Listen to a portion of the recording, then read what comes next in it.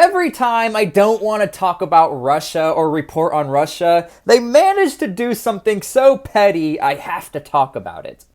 So we are all aware that Putin has been charged with war crimes from the International Criminals Court. So, what Russia did, they are now charging the International Criminal Court with their own crimes. Now, stick with me, because as much as Russia is trolling, they seem to think they have a legit case. And from the ICC, they seem to think they have a legit case as well. Now, first things first, none of this is truly a joke to the families who have had their kids stolen. And I personally believe there is an abundance of evidence to prove this, but nonetheless, let me talk from the Russian perspective. Understand that Russia was very vocal against the ICC charging Putin to the point where a former Russian president tweeted a piece of toilet paper emoji and told everyone to wipe their butt with it.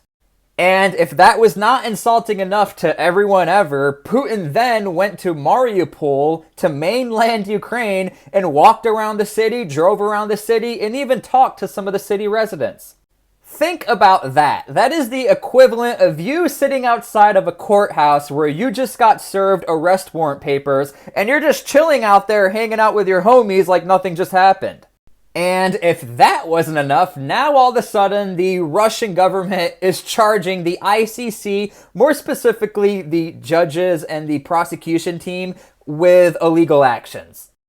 The Russians' main argumentation for charging the ICC is that in Russian law, it is illegal to accuse somebody of breaking a crime if they never broke a crime. And if you're saying, well, the ICC doesn't have to follow the Russian law, that is Russia's argument against the ICC. That's why I said Russia has an ounce of legitimacy in them charging the ICC. I don't agree with Russia. Please do not mistake me for that. But if Russia doesn't fall under the ICC, why would they care what the ICC says? In turn, they're going to charge the ICC since they don't fall under Russia. Thus, all of this seems to be symbolic and an ounce of trolling and an ounce of legitimacy from the Russian perspective, but let me go to the ICC perspective and where they are coming from.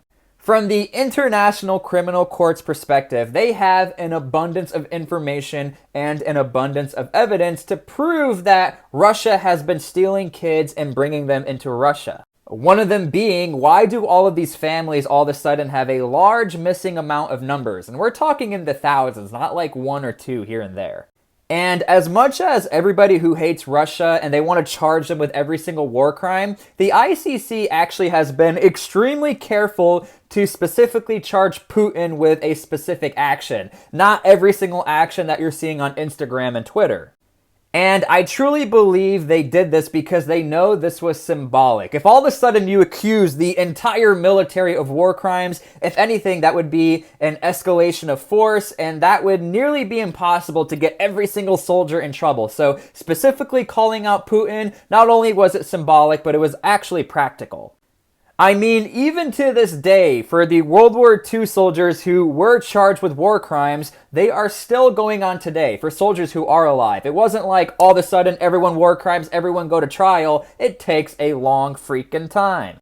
So I hope this all makes sense. From the Russian perspective, there is legitimacy in their case, but there's also symbolism in their case against the ICC. Because again, from the Russian perspective, it is illegal to accuse somebody of a crime they never did. I'm not saying he didn't do it, but that is the Russian law, and the ICC doesn't fall under the Russian law.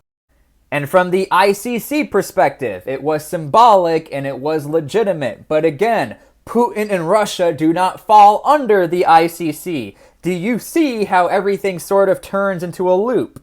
The true scary factor about all of this, when it comes to a military performing a war crime, everything is contingent on that military typically taking care of their own. Like in the United States, if a soldier is known to commit a war crime, usually they will get in a lot of trouble.